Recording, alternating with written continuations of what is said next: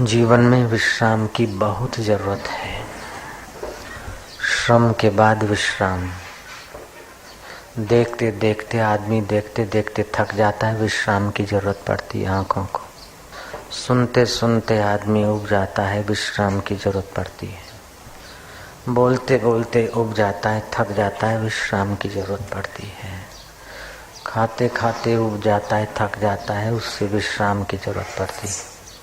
सोते सोते आदमी थक जाता है, विश्राम की जरूरत पड़ती है, सोने से फारग होना। करते करते आदमी थक जाता है, करने से आदमी विश्राम में जाता है। विश्राम की कला नहीं आई तो योगी का योग सिद्ध नहीं होगा, भक्त की भक्ति सफल नहीं होगी और तत्वज्ञान का तत्व अनुभव प्रकट नहीं होगा। विश्राम की कला आ गई तो योगी का योग सफल हो गया, भक्त की भक्ति फलित हो गई, तत्ववेता का तत्व रस प्रकट हो जाएगा। विश्राम, काम करने के पहले विश्राम होता है, काम करने के बाद विश्राम होता है।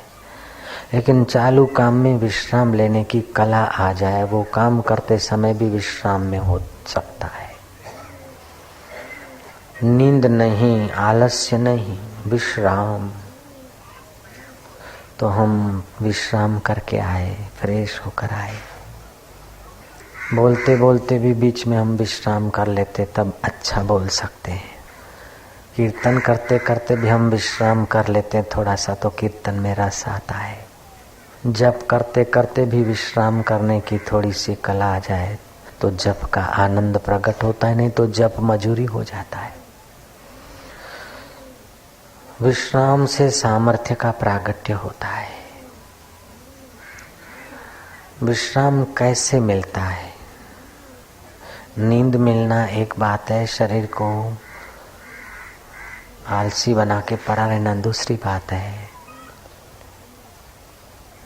विपसग है विश्राम,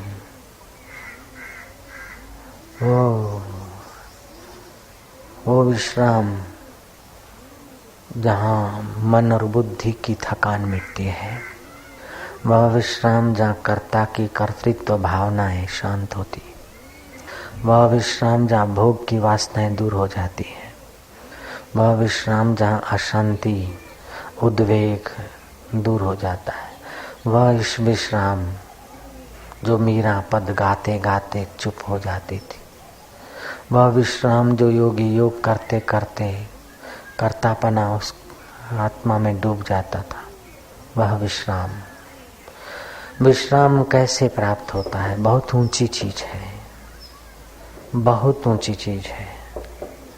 अगर विश्राम नहीं किया तो भक्त की भक्ति क्या फली? विश्राम नहीं आया तो योगी का योग नहीं फला, विश्राम नहीं आया तो ज्ञानी को ज्ञान रस नहीं मिला। भी काम रहित होने को विश्राम नहीं कहते हैं, काम सहित होने को विश्राम नहीं कहते हैं। नींद में पड़े रहने को विश्राम नहीं यहाँ कहेंगे, आलसियों के लेटे रहने को विश्राम नहीं। ये विश्राम कुछ अनूठा विश्राम है।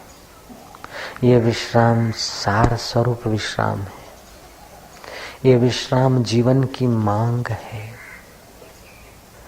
जीवन की मांग विश्राम है। अगर नहीं मिला तो आदमी दुखी रहेगा, चिंतित रहेगा, भयभीत रहेगा, अशांत रहेगा। अगर विश्रांत नहीं मिला तो वो कंगाल रहेगा। बाहर से बहुत धन है लेकिन अंदर विश्राम नहीं मिला तो वो कंगाल रहेगा, बीड़ी से सुख मांगेगा, दारू से सुख लेने की कोशिश करेगा, लेडी लेडे के शरीर को चाटने चूसने नोचने से सुख लेने की बेवकूफी उसकी बनी रहेगी जब तक चित्त का विश्राम नहीं हुआ। विश्राम कहो, चित्त की विश्रांति कहो। चित्त की विश्रांति प्रसाद की जननी है।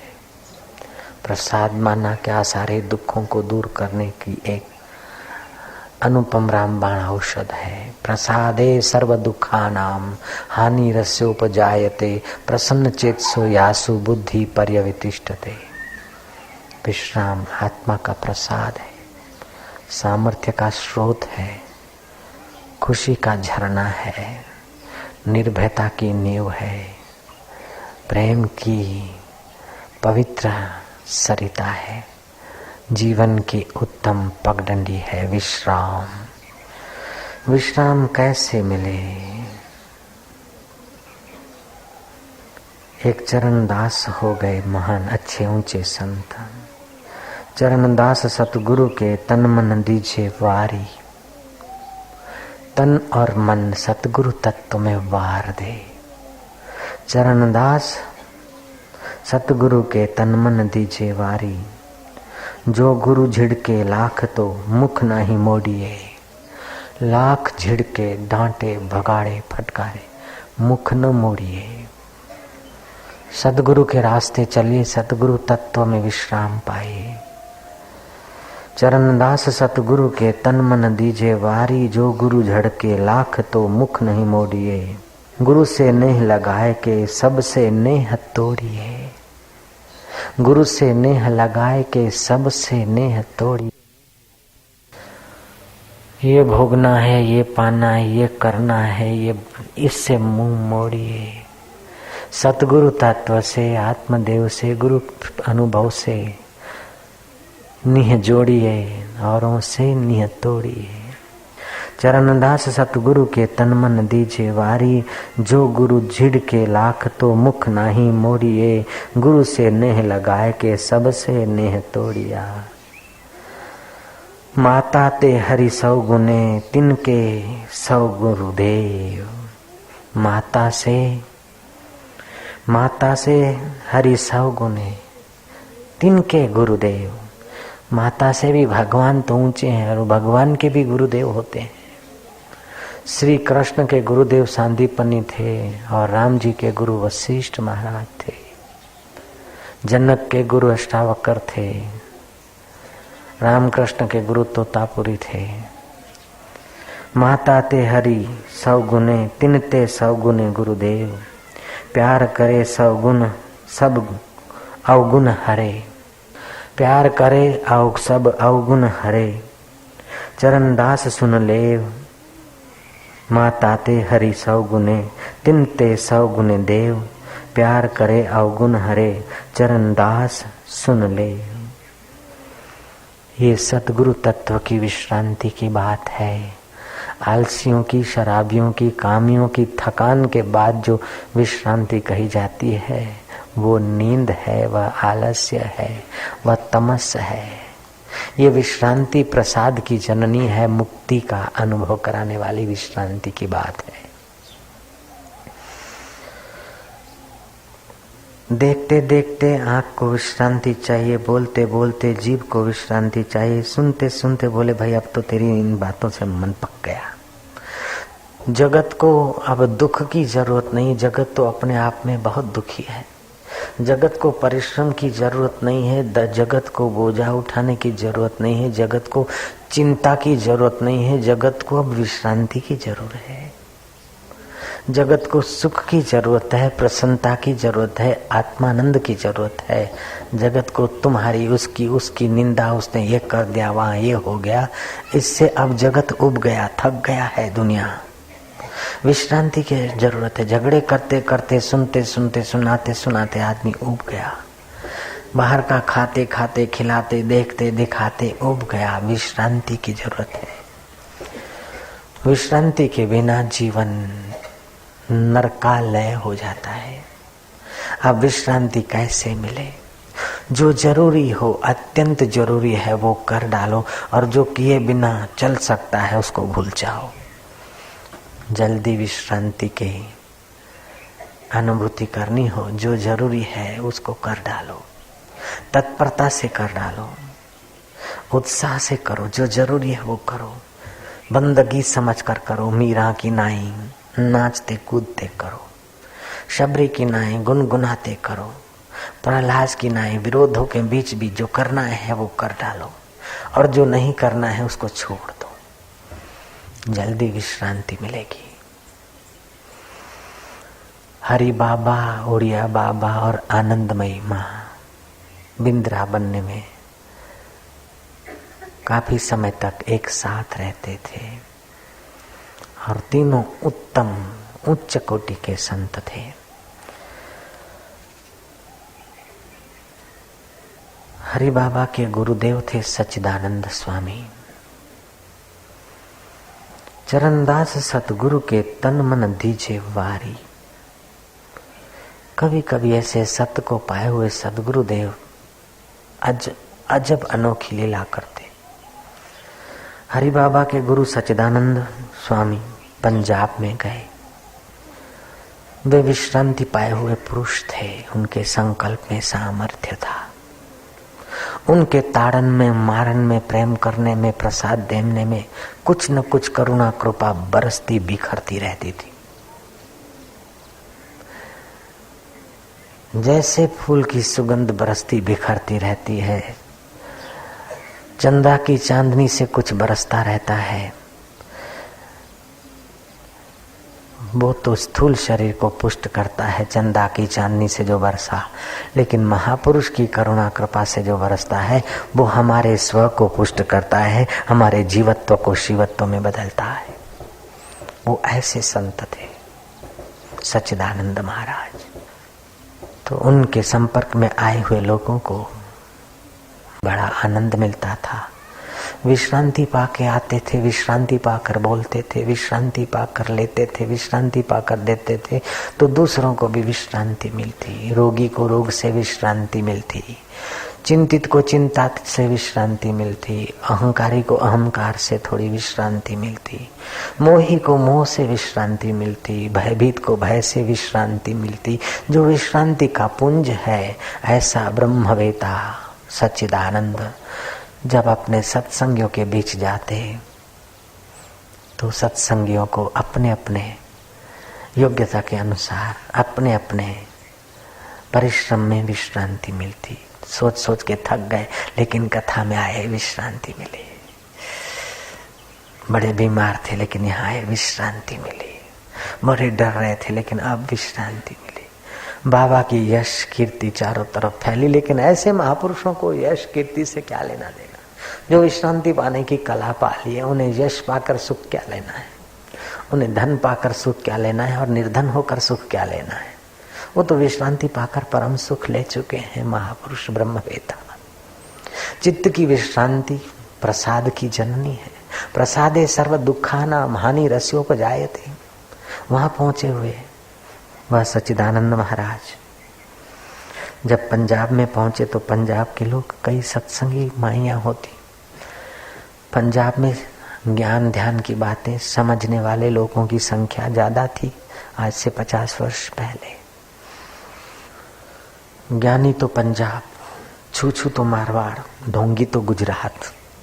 ढोंग चलाना है किसी महाराज को, अच्छा हाथ दिखा दे, तेरे हाथ में ये है, ये धन दिया दाता ने, दौलत नहीं दिया, आम छे तेम थई जैसे। ऐसा कुछ तूत चलाना है तो गुजरात पसंद करो, ऐसा कहावत है। छूछात रखना है, छूछात वाला बनना है तो मारवाड़, ये अड़ना नहीं, छूना नहीं, ये नहीं करना। ज्ञानी तो पंजाब। अगर ज्ञान की बात करते तो पंजाब में कदर ज्यादा होगी। आज से 50 वर्ष पहले, 25 वर्ष पहले भी ऐसा ही माहौल था। ये तब की बात होगी। सच्चिदानंद महाराज पंजाब गए तो सत्संगी माइयों ने बाबा का दर्शन भी किया, अभिवादन किया, लेकिन बाबा अटपटे, भीतर विश्रांति पाए हुए, बाहर से अजब अनोखी लीला करते, मुस्कुराते रहते, कभी एक तरफ देखते हैं तो देखते रहते, बोले तो बोलते हैं। बस हर संत की आत्मवेता की अपनी मौज होती। आजकल तो कई भीख मंगे साधु वेश पहन कर कहीं किसी के घर में जाते, देखते कि आसाराम बापू का फोटो लगा है, हो ये तो आसाराम महाराज के शिष्य हैं, वो तो बहुत अच्छे संत हैं, हमारे गुरु भाई हैं। सत्संगी बोलते, अरे आ तो बापू नो गुरु भाई छे, आओ महाराज बैसो। बोले अच्छा बेटा चाह बना दे। सत्संगी को धक्का लगता कि बापू तो चाह का विरोध करते और ये गुरु भाई चाह मांगता है। कई वांधो नहीं, संत छे, चाह तो नहीं मले पण महाराज एक दूधनो प्यालो बनाई आपो, मसालो नाखीने के अच्छा बना दो बच्चा। गुरु चेला बे आया, दूधनो मसालो पीधो, दूधमां नाखेलो मसाला वाळो दूध पीधो। बच्चा आसाराम बापू की शिष्य हो, दो जोड़ी कपड़ा और जो कुछ दक्षिणा देना है दे दो, हम तो तपस्या करने जा रहे। हवे महाराज छे, महाराज न दे तो अच्छा नहीं, लेकिन देंगे तो घर वाले डांटेंगे, क्या करें। अच्छा महाराज इतना ले जाओ। ऐसे लोगों से प्रभावित होना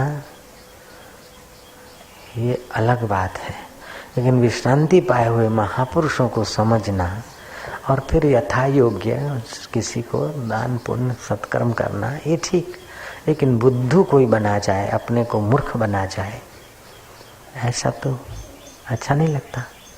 न मूर्ख बनाओ न मूर्ख बनो, न दूसरों से ठगे जाओ न दूसरों को ठगो। सच्चिदानंद महाराज का अभिवादन किया माइयों ने। एक महिला जो थी सत्संगी थी, अच्छी उसकी समझ थी, बोले महाराज हमने सुना है कि आप आत्मवेता हो, हमने सुना है कि आप बड़े सिद्ध पुरुष हो। महाराज आप अगर चाहें तो कृपा दृष्टि से सामने वाले को समाधिस्थ कर सकते हैं।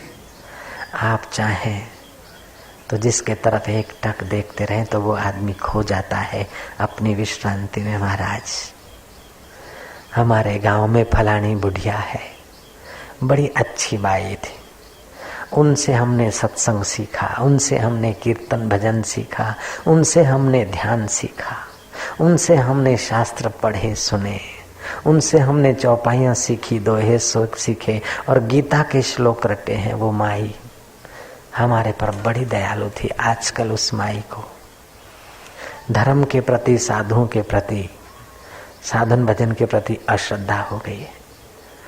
वो ध्यान भजन करती थी, सविकल्प समाधि की दशा तक पहुंची, लेकिन वो निर्विकल्प तत्व में, चित्त की विश्रांति में नहीं पहुंची। साधन करते करते करते करते वो थक गई। आखिर उसने ये कहना शुरू कर दिया कि आत्मा बात्मा कुछ होता नहीं, साधु बाधु सब देख लिए, ये सब ढोंग है। अब तो साधु के नाम से एलर्जी होती उसको। वो बुढ़िया करीब 60 साल की है। महाराज सारा जीवन उसने अच्छे काम किए, पढ़ी पढ़ाई, सत्संग किया, सुनाया, लेकिन अब उसको निर्विकल्प समाधि का, आत्म साक्षात्कार का चस्का लगाओ। करते करते करते करते वो चस्के के रास्ते जाते जाते उल्टा हो गया है। महाराज आप वहां चलिए, उस पर देखिए, कृपा करिए। महाराज ने सुना अनसुना कर दिया। चल जाने दो, मैं क्या करूं, मरने दे साले। बात बात में महाराज शेर की, 1.5 शेर की, 2 शेर की सुना देते गाली। अजब अनोखी लीला होती है।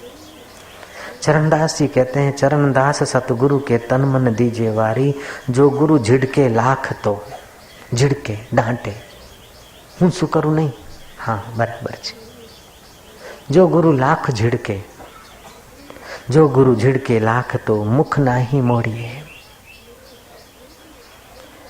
गुरु से नेह लगाए के सबसे नेह तोड़िए। माता ते हरि सौ गुने, तिनते सौ गुने गुरुदेव। प्यार करे अवगुण हरे, चरण दास सुन ले। चरण दास सतगुरु के तन मन दीजे वारी, जो गुरु झिड़के लाख तो मुख ना ही मोड़िए। झिड़क दिया महाराज ने। एक सत्संगी भाई खिसक गई उस भीड़ में से, उस बुढ़िया के पास पहुंची कि एक महापुरुष आए। तू एक बार दर्शन कर ले माता जी, तेरी साधना फिर से शुरू हो जाएगी। बोले चल रन, मेरी साधना शुरू हो जाएगी। नहीं आती मैं, मेरा क्यों खून पीती हूँ। हाँ, वो माइया उसको गुरु मानती थी, और अभी तो सच्चे गुरु भी आए, सतगुरु भी आए, विश्रांति पाए। माई ने बहुत जोर लगाया। आखिर ये कहा कि एक बार तुम चाहे उनको गुरु न मानो, संत न मानो, एक बार देखने को तो आ जाओ। मैंने देख लिए गुरु गुरु सब ढोंगी, साक्षात भास्कर कुछ नहीं होता। सब मैंने जप तप कर लिया, ध्यान कर लिया, कीर्तन कर लिया, पुस्तकें पढ़ ली, रामायण की साखियां दोहे सब रट लिए, सब बेकार है, कोई फायदा नहीं। माता जी एक बात, नहीं आती, ये बाबा बहुत देख ली। बोले सिद्ध पुरुष है रे, कई सिद्धों को मैंने छान लिया, ऐसे सब सिद्ध। आजकल कोई सिद्ध विद्ध नहीं होता, ये जमाना नहीं साक्षात्कार वाला का। अगर साक्षात्कार तो हमको भी होता, लेकिन चित्त की विश्रांति के बिना साक्षात्कार संभव नहीं, ये उसको बुढ़िया को पता ही नहीं था। सदगुरु की कृपा बिना साक्षात्कार में स्थिति नहीं होती।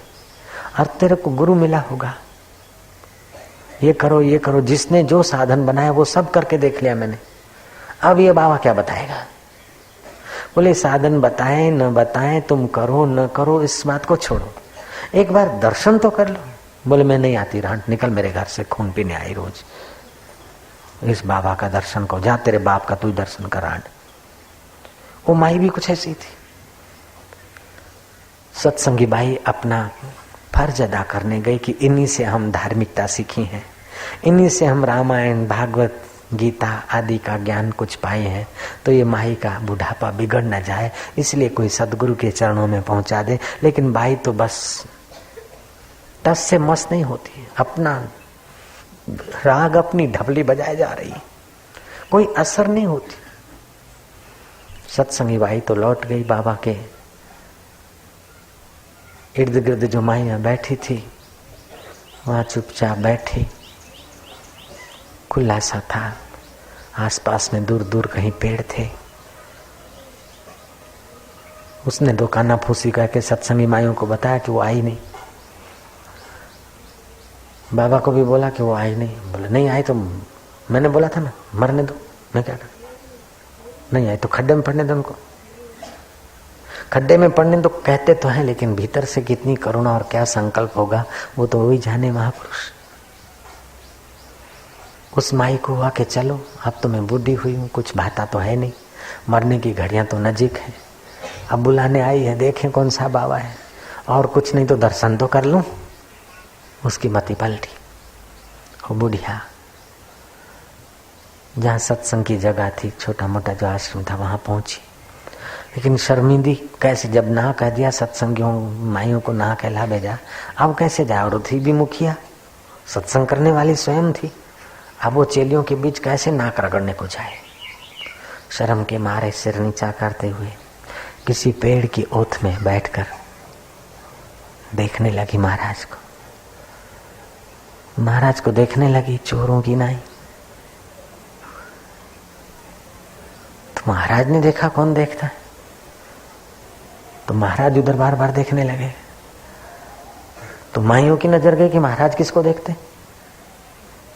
तो माइयों ने देखा कि ये तो चोरी छुपी दर्शन कर रही है। आ गए माता जी आ गए, दे दे दे। तो माइया उनके तरफ देखती थी। वो उठ के खड़ी हुई, महाराज जी ने देखा, वो आ रही थी प्रणाम करने को। बोला खबरदार मत आना इधर, चल। तो यूं देखती रही, महाराज देखते रहे, वो देखती रही। धड़ाक धुम गिर पड़ी। महाराज ने कहा उठाना मत रांड को, पड़ी रहने दो साले को। अब ऊपर से कितना कटु वचन है और भीतर से क्या दे रहे वही जाने। पड़ी रही। सत्संग पूरा हुआ, महाराज अपने निवास स्थान पे चल दिए। उठाना मत, शाम हो रही है, संध्या हो रही है, 4 घंटे बीत गए। वो उठाता है तो फिर से गिर जाती। 3 दिन तक वही अवस्था में पड़ी रही। महाराज ने संदेशा भेज दिया, उसको बोले मेरे पास नहीं आना कभी भी, वहीं मरो। मतलब क्या, चंचलता मरो, विकार मरो, अहंकार मरो, वहीं मरो, मेरे पास मत आना। बाहर से तो कह दिया, उसको बोलना मेरे पास नहीं आवे, वहीं मरो। माई 3 दिन के बाद अपने घर में भी रहे तो कोई हिलाए डुलाए, कुछ ये दूध है पियो, पियो और फिर माई विश्रांति में। ऐसे करते करते कुछ दिन बीते। महाराज तो चल दिए। 20 माइल दूर कोई गांव था, होशियारपुर पंजाब में। होशियारपुर के सत्संगी महाराज जी को ले गए, वो वहां चल दिए। माई ने जब होश संभाला 1 आध महीने के बाद, फुट फुट कर रोने लगी। वो महाराज कहाँ गए, वो कहाँ गए जिनके लिए तुम बुलाने आई थी, वो कहाँ गए जिनका दर्शन करवाया था, मुझे जादू मार गए, उनके सिवा मैं जी नहीं सकती। वो तो चले गए। माई मूर्छित हो गई जैसे। फिर उठाया, जगाया। वो होशियारपुर में है मिलेंगे होशियारपुर में। उस बुढ़िया ने श्रद्धा भक्ति सहित कुछ प्रसाद बरसात की सामग्री जो थी, चुपचाप प्रभात को निकल पड़ी, किसी को पता न चले। माथे पर प्रसाद की हांडी रखकर 20 माइल तक बुढ़िया चलती गई। चलते चलते चलते होशियारपुर पहुंची। महाराज जी कहाँ विराजते वो जांच की। एक आध सेविका ने पहचान लिया, जाकर महाराज को कहा कि वो बुढ़िया आ रही है। महाराज ने कहा फिर इधर क्यों आई? माई ने कहा मैं दर्शन करने को आई। हांडी चरणों में धरी। महाराज ने उठाकर प्रसाद की हांडी फेंक दी।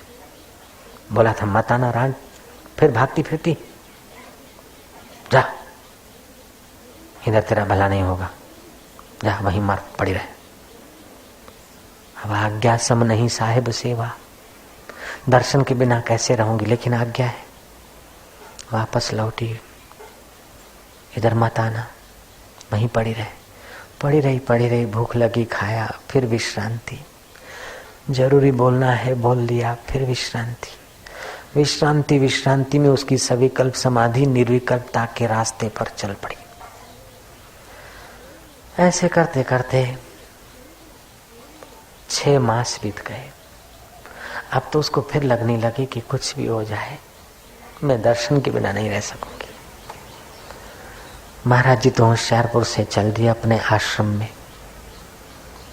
वो बुढ़िया पहुंची उस आश्रम में, कांपती ठुठठ थी और हिम्मत जुटाती हुई पहुंची। महाराज ने न हांडी फेंकी, न गाली दी, न डांटा। उसने प्रणाम किया। महाराज ने स्वीकार कर लिया प्रणाम। रहना चाहती है? हाँ, अब आपके चरणों में ही रहूंगी, इधर ही रहूंगी। महाराज ने संचालक को संकेत किया, इसको रहने के लिए थोड़ी कुटिया दे दो। देख, रहेगी तो सही, लेकिन यहाँ समाधि बमाधि किया तो तेरे बाप का आश्रम नहीं इधर। ये समाधि करने की जगह नहीं है, ये तो कर्म काटने की जगह है, समझी?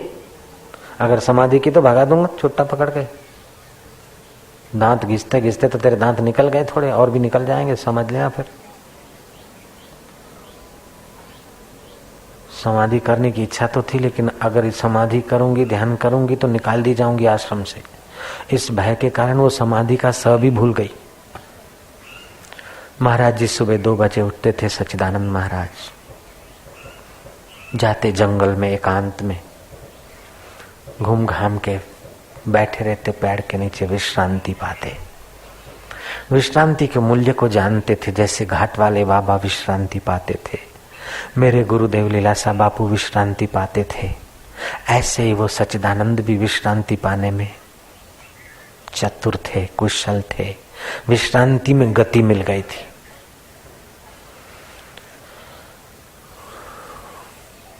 बाबा विश्रांति पाकर जब लौटते, 2 बजे रात को उठ के चल देते। वो बाबा को कुल्ला करने के लिए पानी देती, दातुन पकड़ा देती। बाबा जी सूर्योदय के समय लौटते, नहाने के लिए पानी तैयार देती। फिर वही दूध देना, कोकी पकाना बाबा जी के लिए, आश्रमवासियों के लिए। सुबह नाश्ते का, किचन का काम पूरा हुआ तो फिर दोपहर शुरू हो जाए। वही 10 बजे तो नाश्ता का सब प्रोग्राम पूरा होता है, तो 10 से 12 तक रसोई बन जाती। आश्रमवासी संध्या प्राणायाम करते, एक आध घंटा दोपहर की संध्या होती, फिर सबको भोजन परोसना, गुरु जी को भी अपना थाली दे आना, फिर बर्तन मांजना, गौ की देखभाल करना, कुछ बीनना छानना, 2-4 आश्रम के साधकों का भी भोजन बना लेना। बुढ़िया सुबह से लेकर शाम तक आश्रम के कार्य में रत रहती, गोबर का पोता आदि लेपा चौका करना, गाय को देखना, अनाज देखना, बाबा जी के कपड़े धो डालना, वो सब कर करा के रात के 10-11 बज जाते, सोती, फिर 2 बजे उठ जाती, पानी आदि देती और 2 बजे से 7 बजे तक गुरु महाराज चले जाते। उतने टाइम में वो बैठ जाती तो उसको विश्रांति मिल जाती थी। विक्षेप के अंदर उसको विश्रांति पाने की ऐसी कला आ गई कि जितनी देर के लिए बैठी कि बस समाधि लग गई।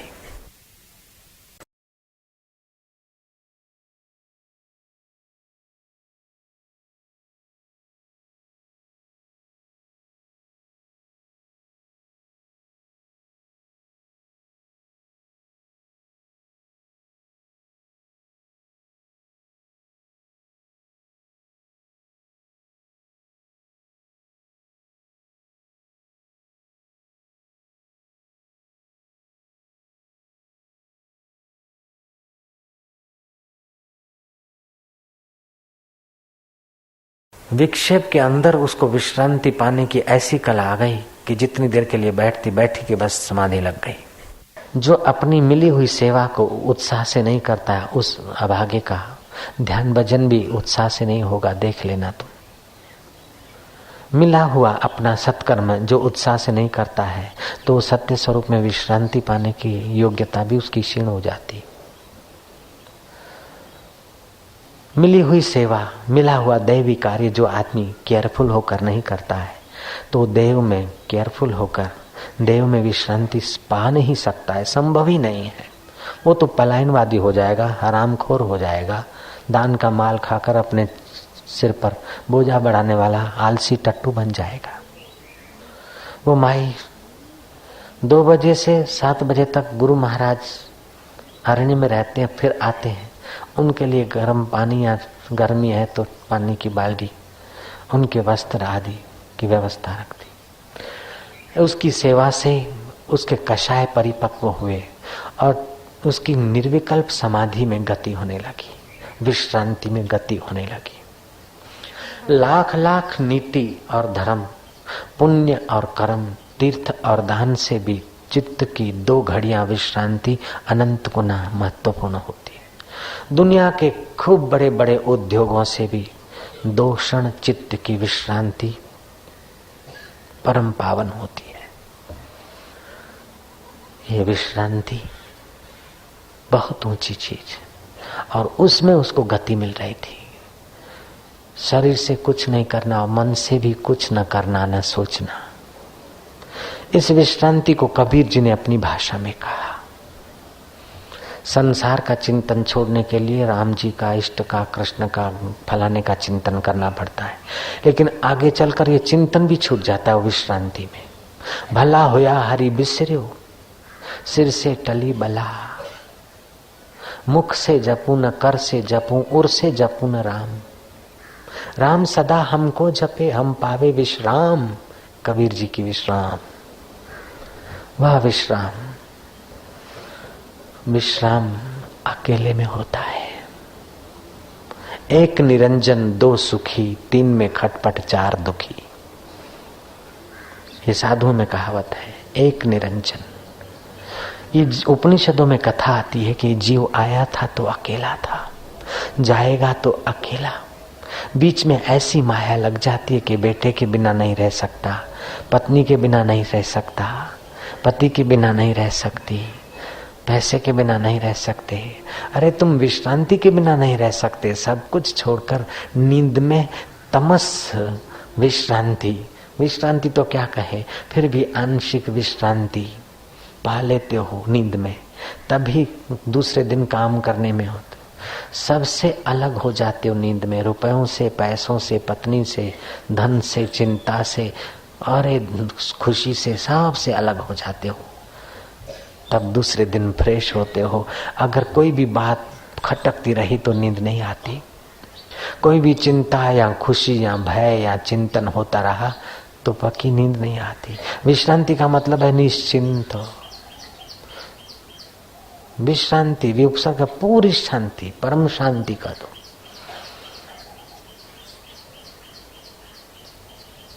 तो अकेले आए हैं, अकेले जाना है, तो अकेले रहने का अभ्यास करें।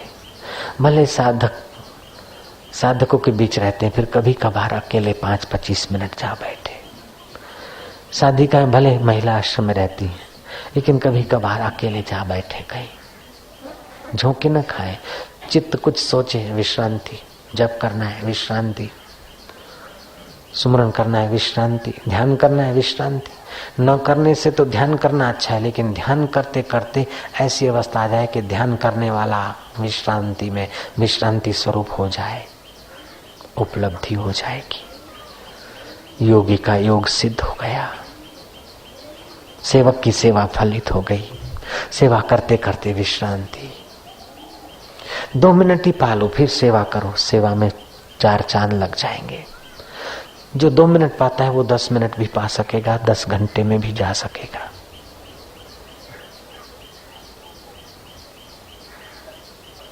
काम करो, लड़खड़ाते हाथों से नहीं, लड़खड़ाते पैरों से नहीं, कुलीन राजकुमार की नहीं, विनोद समझकर काम करो। कोई बड़ा काम है या छोटा काम नहीं, तुम जो काम करते हो वो सबसे बड़ा में बड़ा काम है। एक राजा था, उसको कोई संदेह, आध्यात्मिक संदेह सता रहे थे। किसी पहुंचे हुए फकीर के आश्रम में चलते चलते गया, अकेला गया। जीवन की गुत्थियों को सुलझाना है। देव दर्शन, संत दर्शन करने जाए तो हो सके तो अकेले अकेले जाएं तो ठीक है। अगर कोई आते हैं तो आगे पीछे, साथ में चलेंगे तो बात होगी, एक दूसरे का चिंतन होगा, टेंशन होगा। सत्संग में जाते जाते भी बीच में कहीं कहीं विश्रांति पा लें। बस में बैठे बैठे भी कभी कभी पीस, विश्रांति मीन्स पीस, स्पिरिचुअल पीस, परम यूनिवर्सल पीस, परम शांति। वो राजा किसी महात्मा से अपने प्रश्नों का उत्तर पूछने गया। महात्मा लगे थे कोई आश्रम के गार्डन बनाने में, कोई पेड़ पौधों की गोड़ी बोड़ी कर रहे थे। राजा ने कहा, महाराज नमो नारायण। महाराज ने कहा, क्या नमो नारायण? देख रहे हो मैं खोद रहा हूं, तुम नमो नारायण कर रहे हो, पागल, लग जाओ। राजा को गोड़ी करने के लिए पावड़ी कुदाली दे दी, राजा लग गया, गोड़ी करने को लग गया। राजा जानता था महात्माओं की संकेत को, महिमा को, धार्मिक राजा था।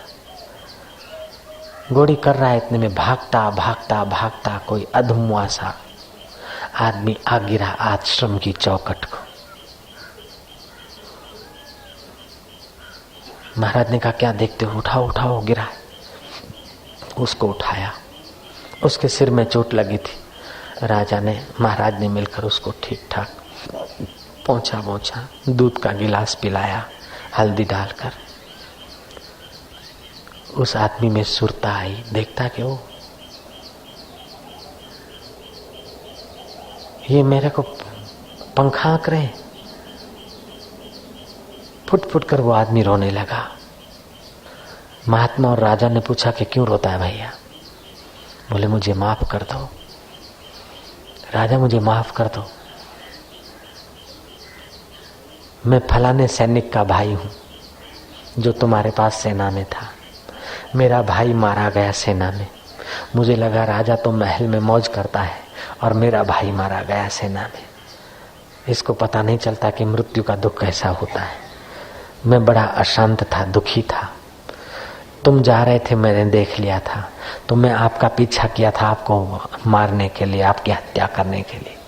तो आपके अंग रक्षक आपकी छुपी छुपी अंग रक्षा के लिए सेवा में लग गए थे। तो मेरे बद इरादे की हिलचाल से उन्होंने मेरे को पकड़ लिया और उनको संदेह गया और मेरे को पकड़कर कोतवाली में ले जा रहे थे। मैं उनसे जान छुड़ाकर भगा भगा इधर आया। मैं था तो आपका शत्रु, लेकिन आपने मुझे दूध पिलाया है, मैं था तो आपका शत्रु, लेकिन आपने मुझे पट्टी बांधी, मुझे माफ कर देना। राजा हैरान हो गया। महात्मा ने काम से विश्रांति ली। राजा को पूछा, बोल क्या पूछता है, सवाल क्या है? महात्मा ने कहा, क्या सवाल है? राजा कहता है, महाराज सवाल है कि उत्तम में उत्तम कार्य कौन सा है, उत्तम में उत्तम मनुष्य कौन सा है, और उत्तम में उत्तम वक्त कौन सा है?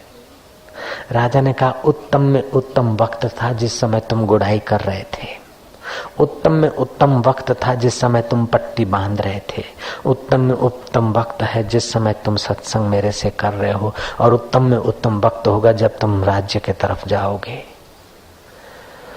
जिस समय तुम्हारे जिस वक्त वर्तमान समय ही उत्तम में उत्तम है राजन। जो समय है अभी मौजूद वही उत्तम समय है। साईं मेरा खराब समय चल रहा है, जा, तेरे सोचने का ढंग खराब है पागल। मेरा बुरा समय चल रहा है, तू दुख बढ़ा रहा है मूर्ख। उत्तम में उत्तम समय है, दुख का भी उपयोग कर। दुख आया है तो ये संसार असार है, ये पाठ पढ़ाने के लिए आया है। इससे वैराग्य कर, इच्छाओं से अपने को छुड़ा, ये उत्तम समय है। महाराज अभी तो खूब सुख सुविधा है, ये उत्तम समय है, सुख सुविधा है तो ये परमात्मा का प्रसाद है, इसमें फंसना नहीं, बांट कर इसका उपयोग कर। उत्तम वक्त कौन सा है? जो वर्तमान में है। उत्तम कार्य कौन सा है कि जो तुम कर रहे हो, चाहे शबरी भिलन की बुहारी हो, चाहे धन्ना जाट की रोटी हो, चाहे मीरा की वीणा हो, नारद की वीणा हो, मीरा के घिंघरू हो। उत्तम समय वही है जो तुम्हारे पास है इस समय, अभी अभी अभी अभी। जब भी होता है तो अभी, वर्तमान अभी होता है, भूत और भविष्य तभी होता है। अभी इस समय, ये उत्तम समय वर्तमान है। उत्तम कर्म जो तुम कर रहे हो, उत्तम व्यक्ति कौन है? राजा ने प्रश्न किया। बाबा जी कहते कि उत्तम व्यक्ति वह है जो तुम्हारे साथ है, तुम्हारे सामने है, जिससे तुम व्यवहार कर रहे हो वो उस वक्त तुम्हारे लिए उत्तम होना चाहिए। उत्तम समझकर अगर तुम उसको पट्टी नहीं करते, उत्तम समझकर तुम उस वर्तमान के समय में गोड़ी न करते, सेवा न करते, तो चले जाते तो तुम्हारे को मार देता, अथवा ऐसा सत्संग नहीं मिलता। पट्टी बांधा तो उसका हृदय तुमने जीत लिया। जो सामने आ जाए वो तुम्हारे लिए उत्तम व्यक्ति होना चाहिए, चाहे घोर शत्रु क्यों ना हो। उसकी गहराई में उत्तम को देखने की कला सीख ले, शत्रु का बाप भी बदल जाएगा। तुम्हारे घर चलकर आया है शत्रु, आप नीचे बैठिए, उसको ऊंचे बिठाइए, उसको मान दीजिए। मान देने वाले तुम दाता हो गए। उससे दो मीठी बातें करिए, कपट रहित दो शब्द कह दिए, उसके कल्याण की भावना कीजिए। पड़ोस का शत्रु तो दूर हो जाएगा, कुटुंब का शत्रु तो दूर हो जाएगा। उत्तम वक्त कौन सा जो तुम्हारे पास है? उत्तम व्यक्ति कौन सा जिससे तुम व्यवहार कर रहे हो? उत्तम कार्य कौन सा जो तुम कर रहे हो? वो माई इस सत्संग को तो नहीं सुन पाई होगी, लेकिन वो माई का जीवन ऐसा ही था।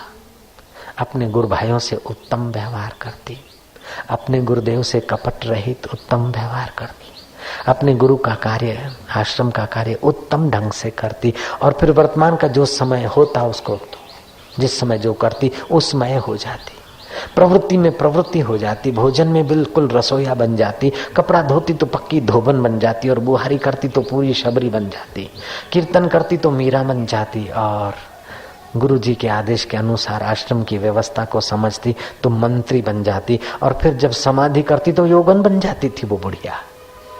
गुरु की कृपा पात्र बनी। गुरु सच्चिदानंद उस बुढ़ी पर और विशेष कृपालु हुए। उसकी साधना में इतनी ऊंची गति हो गई कि गुरु ने एक दिन आश्रम वासियों को बुलाया कि अब इस बुढ़िया को रसोई घर में मत जाने देना। उसके साथ वो बाबा जी खेल भी करते। एक दिन वो बुढ़िया स्नान करने गई बाथरूम में, कपड़े बाहर कहीं टिंगा के गई थी बदलने। बाबा जी ने उठाकर कपड़े उसके दूर रख दिए। वो स्नान करके अपना कपड़े लेने को गई तो देख कपड़े नहीं। हाय मेरे कपड़े कहाँ गए, कपड़े कौन ले गया? मैंने खिड़की पे कपड़े रखे थे, बाथरूम की खींटी पे कपड़े जैसे, कपड़े कौन गया? है साली बुढ़िया, कपड़े रखती कहीं और ढूंढती कहीं, फट गए कपड़े तेरे सब। ऐसा विनोद करते, ऐसी भाषा बोलते। शरीर तुम्हारा कपड़ा है, स्थूल शरीर तुम्हारा कपड़ा है, सूक्ष्म शरीर तुम्हारा कपड़ा है, कारण शरीर तुम्हारा, 5 कोष तुम्हारे कपड़े हैं, फट गए, तुम बाहर निकलो, अपने ब्रह्म भाव में जगो, कहाँ कपड़े ढूंढते रहोगे? अजब अनोखी लीला करते। बाबा ने आश्रम वासियों को कहा कि अब इसको रसोई घर में मत घुसने देना, ये पागल हो गई, इसको गौशाला में मत जाने देना, गाय को दूध मत दोने देना, इनको कपड़े बपड़े मत धोने देना धोबन को, अब तो इसको बैठे बैठे रोटी खिलाओ। उसकी स्थिति ऐसी हो गई थी कि निर्विकल्प समाधि में गति हो गई थी, विश्रांति में गति मिल गई थी। कभी कभार तो बाबा जी उसके काम में हाथ बढ़ा लेते, बाबा जी भी उसकी कभी कभार थोड़ी बहुत सेवा कर लेते, कहीं खान पान देना था, पहुंचाना था, बाबा जी दे देते थे। वो जमाना था तो उससे धोबन का काम लेते थे वो, और वो जमाना के बाबा जी उठाकर रसोई घर से उसके कमरे में दे आते, ले खा। उमाई ने ऐसी विश्रांति पाई थी। विश्रांति माना निर्विकल्प समाधि, विश्रांति माना योगी का योग सिद्ध, भक्त की भक्ति की पराकाष्ठा। विश्रांति माना तपस्वी को तप का पूरा फल मिल गया, जति को जतन का फल मिल गया। विश्रांति वह चीज है। अपन लोग कीर्तन करते हैं, फिर थोड़ा ध्यान करते, ध्यान के बाद विश्रांति के लिए हम समय निकालते। कोई पाता होगा, बाकी के लोग फिर इधर उधर झांकते। झांकना नहीं, ओम शांति, विश्रांति, विश्रांति पाते जा। हरिओम तत्सत और सब गप सप। दिन में 2-2 मिनट, 2-5 बार, 10 बार विश्रांति पाओ, और फिर मिली हुई सेवा ईमानदारी से करो। देखो फिर मजा, खूब मजा आएगा। प्रसन्न चित्त रहना चाहिए। प्रसन्नता सर्वोपरि चीज है। प्रसन्नता से रोग प्रतिकारक शक्ति का विकास होता है। कई लोग तो अपनी हास्य शक्ति खो बैठते। डिसिप्लिन, दिखावा, आडंबर, ये इसमें नहीं। हास्य महान औषध है, और हास्य शरीर की रक्त वाहिनियों को और रस ग्रंथियों को व्यवस्थित करता है। चिंता, भय और रोग के जालों को काट फेंकता है हास्य। आनंदीपना आंखों को सतेज बनाता है, आंखों में प्रभाव ले आता है आनंदीपना, और मुखमंडल को भी आकर्षित कर देता है।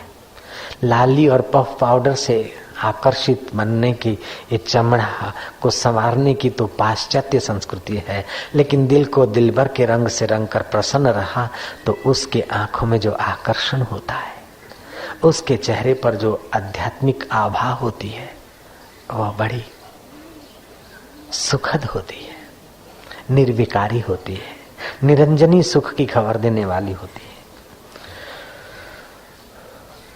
वदन प्रसन्न चित्त व्यक्ति का वदन, मुख आकर्षक होता है, चपड़ होता है, और जीवन में बड़े बड़े काम करने की क्षमता उसकी विकसित होती है।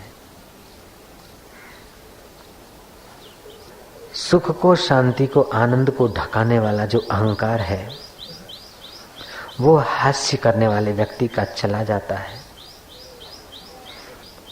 और आंतरिक बल विकसित होता है, और रोग तेजी से नाश होते हैं।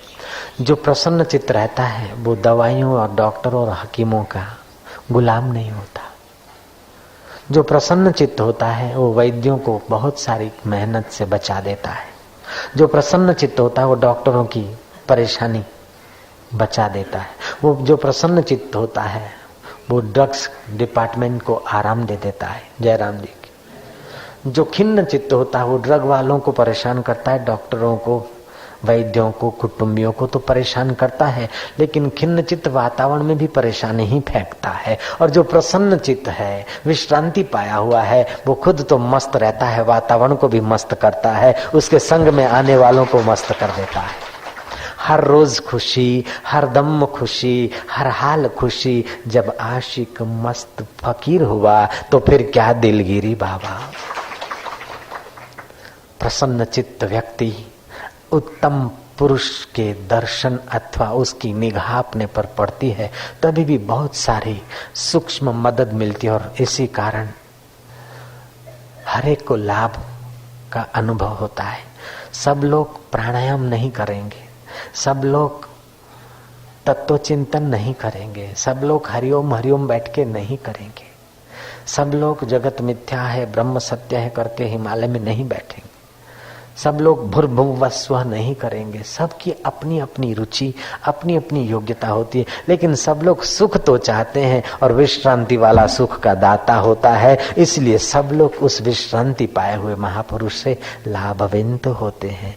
प्रोत्साहक दृष्टिपात चमत्कारिक असर कर देता है।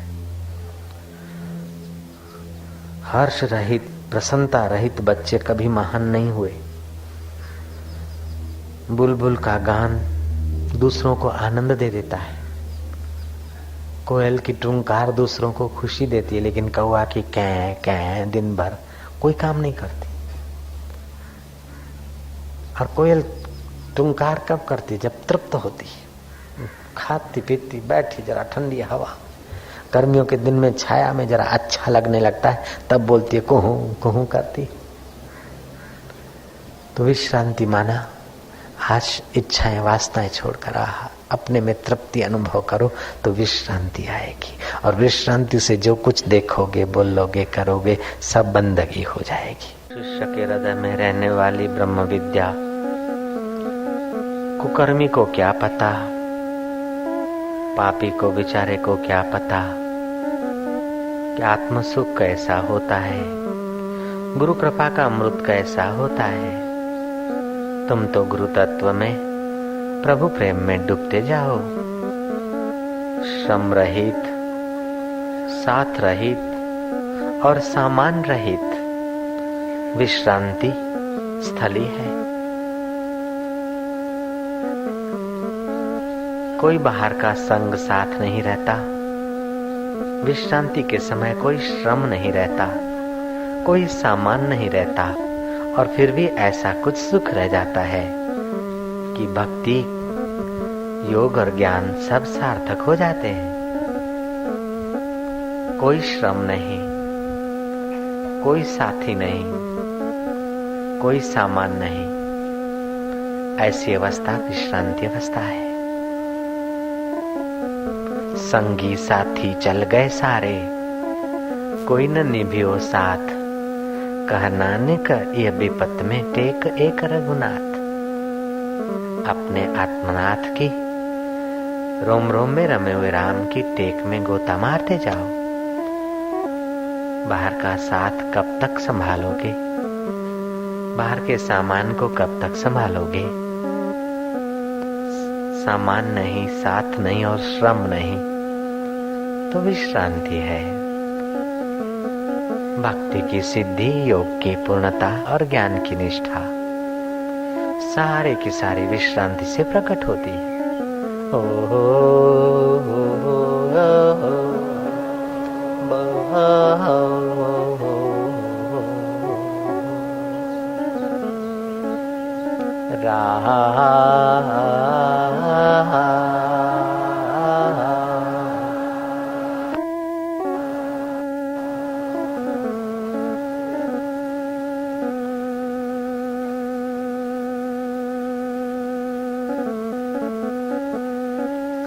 कभी कभार एकांत में बैठे, अकेले बैठे, सामान रहित, साथी रहित और श्रम रहित होकर बैठे, चल रहा है श्वास, उसमें देखें श्वास भीतर जाए ओम, बाहर आए शांति, भीतर जाए आनंद, बाहर आए एक, भीतर जाए शांति, बाहर आए दो।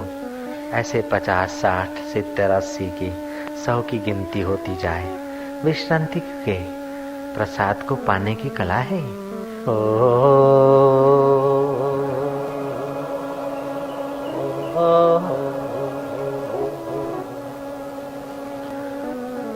सामान रहित, ये चाहिए, ये चाहिए, ये चाहिए, छोड़ो। सामान रहित, ये साथी हो, ये मित्र हो, ये सखा हो, ये सखी हो, छोड़ो। ये विश्रांति में बाधा है, विश्रांति में कलंक है। सामान और साथी और श्रम ये विश्रांति नहीं होने देगा। सामान रहित, साथी रहित, श्रम रहित आराम पाते जाओ राम में। हरि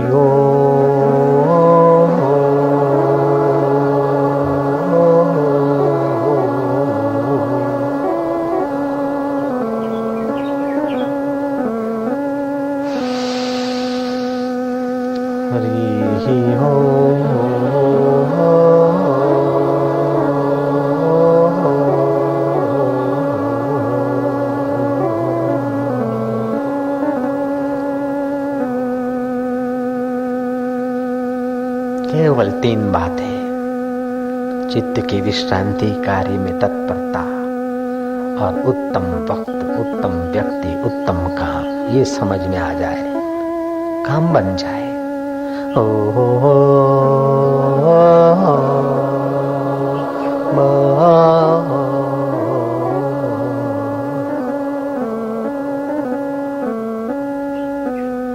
अपने चित्त को खुशी से, आनंद से, शांति से, प्रसन्नता से भरते जाओ तो विश्रांति की झलकें आने लगेगी। हाँ, परिश्रम नहीं करना है, ध्यान नहीं करना है भांजे, विश्रांति पाना है, आनंद बढ़ाना है, शांति बढ़ाना है। शांति तो स्वभाव है, आनंद तो स्वभाव है। चिंता छोड़ना है, करने की बेवकूफी छोड़ना है, कुछ न करो, विश्रांति है। ध्यान भी मत करो, विश्रांति है। काम भी न करो, ध्यान भी न करो, चिंतन भी न करो, जप भी न करो, विश्रांति है। नींद भी न करो, कुछ न करने का नाम विश्रांति है। मधुर मधुर, पावन पावन अनुभव होने लगता है। अनुभव करने की कोशिश भी न करो, तभी अनुभव होता है बच्चे।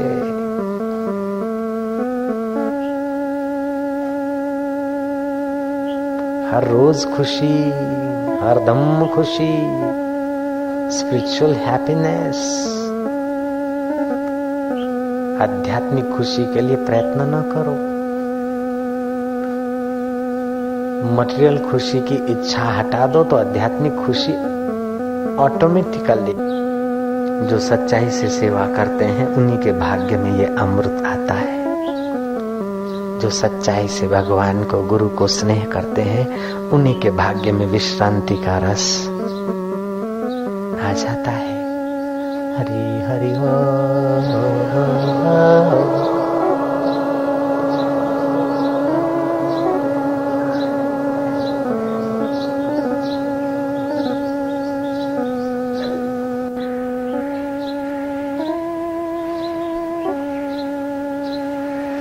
विश्रांति पाए का वदन आकर्षक हो जाता है, उसके पैरों में चपलता आ जाती है। वो जो बोलता है वो गीत हो जाते हैं, वो जब चलता है तो नृत्य हो जाता है। जो विश्रांति पाते हैं, प्रसन्न रहते हैं, उनका बोलना गीत बन जाता है, उनका चलना नृत्य बन जाता है और उनका देखना खुदा का देखना हो जाता है। हरि हरि हो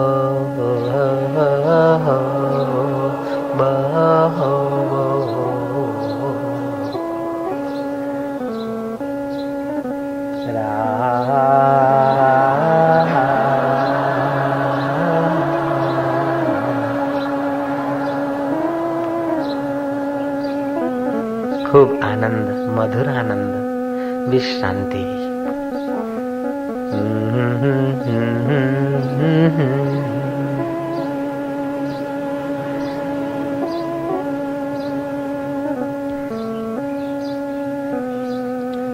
ये चाहिए वो चाहिए, ऐसा करना वैसा करना, आग लगाओ करने को और चाहने को। विश्रांति के समय विश्रांति पाओ, जब करते हो तब काम बन जाओ, लेकिन अभी विश्रांति। हरि ओम तत्सत। अगड़म तगड़म स्वाहा। मन इधर उधर सोचे, बोले अगड़म तगड़म स्वाहा, इधर उधर की बात स्वाहा।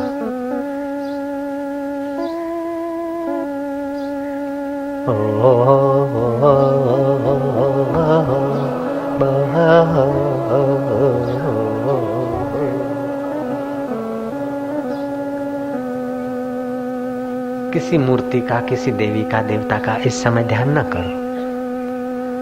किसी भगवान के नाम का रटन भी मत करो।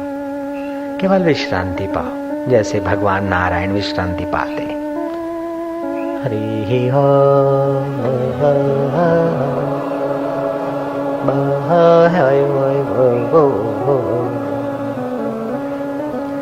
विश्रांति नहीं पाई तो भक्त ने भक्ति क्या किया,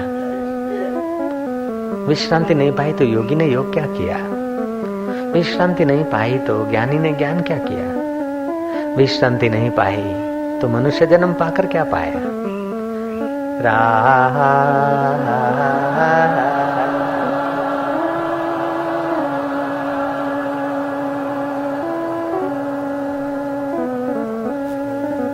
हरि हरि हो।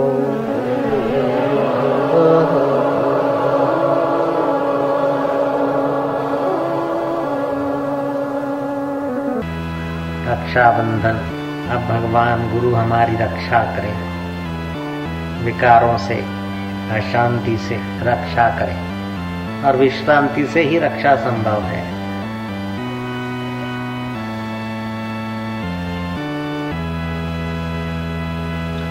जो पक्का पक्का होगा विश्रांति पाएगा, कच्चा कच्चा भाग जाएगा भी।